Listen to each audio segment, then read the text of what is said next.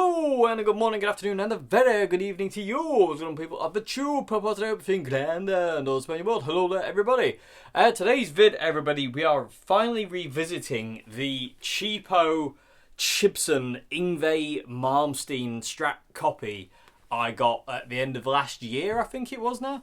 I think it was in November, but I forget now. But if you've been around this channel long enough, you'd have seen this guitar when I first got it. And it wasn't the best. And to be honest, it still ain't the best. But it's getting there. It's another step. And I thought I'd do an update vid for you, people, just to show you, like, you know, how and where we are with it. So it's been kind of it's been pretty much extensively worked on. Not by me, actually. My friend Mike, he very, very kindly offered to basically, you know, sort this guitar out for me as best we can, basically. We do have, I've run into a few issues recently with the heat, which I'll talk about in a minute. But Mike very kindly modded this thing with parts that he already had, and I'm very, very grateful for him for that, because it really is a really nice guitar. It's not a great guitar yet, but it could be. It just needs a little bit more work. So, it has been refretted. So, the initial frets were terrible.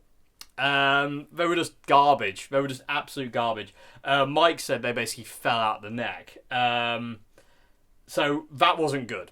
So it's been refretted. It does need a fret level again though now, and I'll talk about why in a minute. It's got a brand new bone nut in it that Mike made. It's still got the original machine heads. It's still the original body. Sorry, of course it's the original neck, Dave, you fool. He's got a clever mind, but it doesn't really work that way. Anyway, it's the original body. The scratch plate, I've put a new scratch plate on. The old one was a bit weird. I don't know why. It's just something strange about it. So I've got a new scratch plate on it. It does have the original alpha pots and 5-way selector in it. And it's also got the original jack socket, I believe. The tremolo system has been changed. The original trem wasn't... Again, it was unusable. It was just one of those really cheapo trems that weighs absolutely nothing. So Mike very kindly put this Wilkinson tremolo on. It's got folded steel saddles, full-size block. I don't believe it's a steel block. It doesn't look like a steel block. It looks like a zinc alloy block, like the cheapo ones. But it's so much better than the original. So Mike put that on there. He had to Dremel some of it out, the cavity to fit it in. The pickups have all been changed as well. These are actually all 3 Fender pickups now. And I forget exactly what they are. So, Mike, if you're watching, could you put a comment and tell us what these pickups are, if you could remember? Because I can't. But they are Fender pickups in this thing. And the original pickups in it weren't bad, to be honest with you. But seeing as we were going whole hog on this thing, we thought might as well.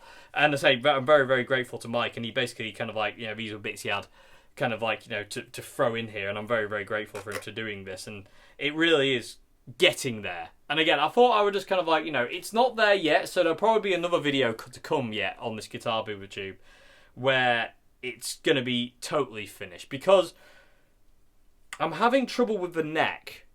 Okay, so over the last couple of days, it's been very, very, very, very hot. And the frets are starting to come out of the fretboard again. So this neck is a bit problematic, to say the least. I'm not 100% sure what to do about that. I have tapped them all back down. They are all back and seated. And I've also put some super glue in the voids between under the frets. Just basically dripped it in each side and then sanded it back. The neck itself feels amazing. It really is. And also another thing, people tube, that I have done actually is I've satined the neck. So I've sanded the lacquer down to more of a satin finish, so it's not sticky. But I'm having trouble with the frets popping out. So there was a bit of an issue. Oh, I can't reach my plectrums, they're all the way up there. There was a bit of an issue with the jam that you're going to hear in a minute, with this guitar fretting out again up this high end. because we've got some high frets down here, which I've tapped down, but I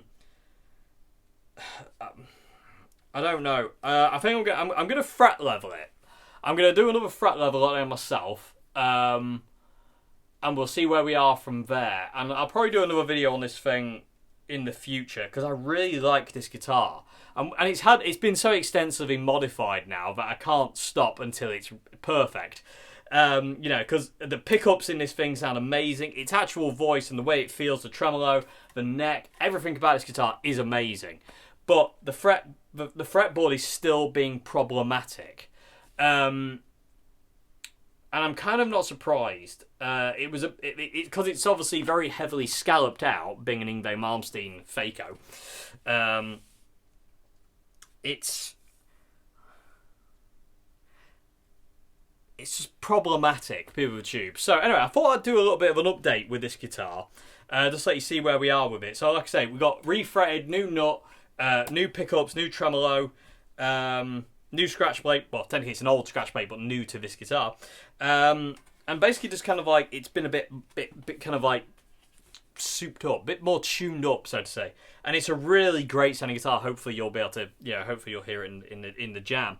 It sounds amazing, and it deserves to work. So I'm going to fret level it when I get time, and I'll try and just get it to play perfectly, because it's so close. It's only really the last maybe 5, 6 frets that are just being problematic now. The rest of the neck is fine. It plays really well, not in this position because I can't play it like that because it feels weird. But it does play really nicely. And also, scalloped fretboards are just weird. I'm still getting used to it. The fact that you barely press down, you don't really... With a scalloped fretboard, you don't press down very hard. And coming from my world where I really grab the neck, it's really hard for me to kind of like readjust. But I can do it. It just takes me a bit of figuring. Because obviously, if you press down too hard, you can bend the note out of tune.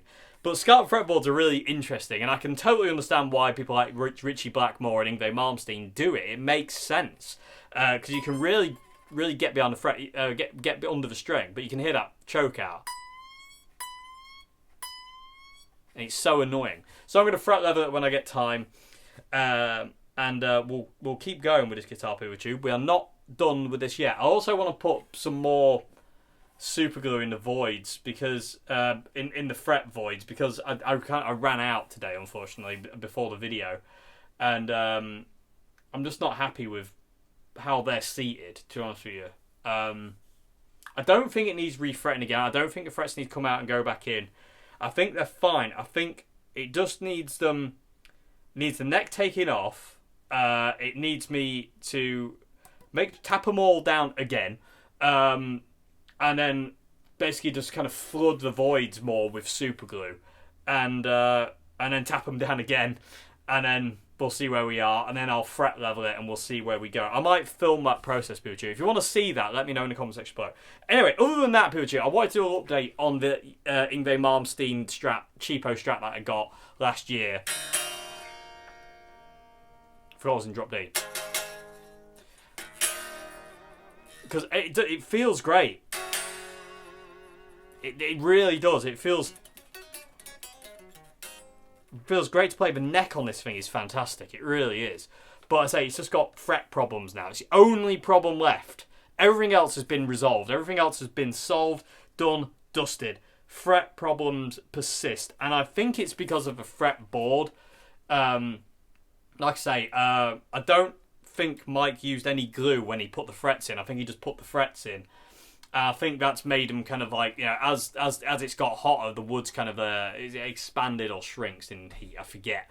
But either way, it's gone one way or another. And it's gradually started to push the frets out of the board because there's nothing in there to hold it with. And the voids underneath the frets are too thick and fat that there's nothing there to hold the fret in. So it started to kick them out.